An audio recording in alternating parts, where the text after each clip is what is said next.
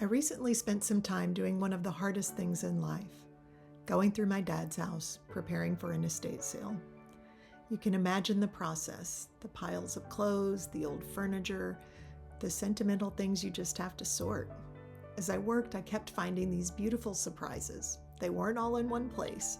I'd find a stack of saved letters in a dresser drawer, a few heartfelt cards by his bedside, and photos everywhere. Inside books, inside drawers, on a dresser drawer, in a dresser drawer on a mirror. Yes, financial papers and legal documents, but mainly notes and memories. I found a pile of thank you notes from people he'd helped with their old typewriters, cards and letters written to my mom, including a photo from a distant cousin who was grateful for some cross-stitch art my mom had done decades earlier, and countless cards from people in the community. The old saying kept echoing in my head, "You get what you give." My parents gave generously, and their legacy wasn't in their bank account or their house. It was in those notes, cards, photos, and stacks of paper I discovered all throughout the home. It was a harvest of love and appreciation they didn't even know they were collecting. But here's the problem that really hits you when you deal with loss. Life is fleeting. Many of the people central to those beautiful memories, including my parents, are gone now, at least from Earth.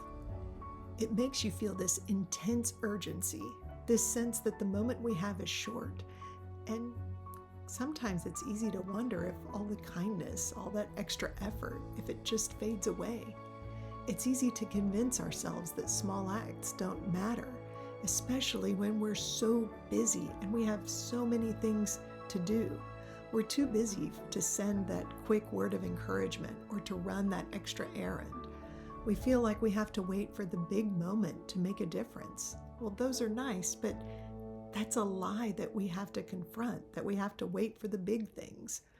The main takeaway I want to give you today is one of the lessons my dad's life taught me. Never lose an opportunity to be kind. We are all called to be generous with our kindness, with our time, with our words, our forgiveness. Think about some tiny acts my dad did. Fixing an old typewriter, making a simple weekly visit, being nice to people who worked for him. They seemed small, but they were all intentional. And that is where we create our legacy. It's not in the grand gestures we plan. It's the spontaneous, everyday decision to see someone and show them the love of Christ right where they are.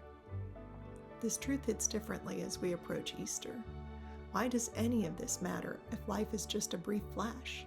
But we know it matters because our hope is centered on the resurrection. Jesus rose from the dead, never to die again. That is the proof that our actions, performed in love, are not temporary. They're not wasted. If you do something so simple as give a cup of cold water on a hot day, you're not just performing a fleeting courtesy. You're participating in an eternal kingdom. The resurrection transforms our view of every single interaction. It gives permanence and eternal value to everyday acts of love. My parents' kindness is now woven into a fabric that won't end. But the truth is, so is yours, so is mine. And that is why I am so grateful for the empty tomb. Because, for one thing, I know I'll get to hug my mom and dad again. So here's your challenge for this week. Don't wait for a grand opportunity to be kind. Look for a small opportunity right in front of you. It could be a text, a few minutes of undivided attention, an act of forgiveness. What is the one opportunity for generous kindness you are refusing to lose today? Let me know in the comments below. And if this message resonated with you, please subscribe and check out the next video. I'll see you then.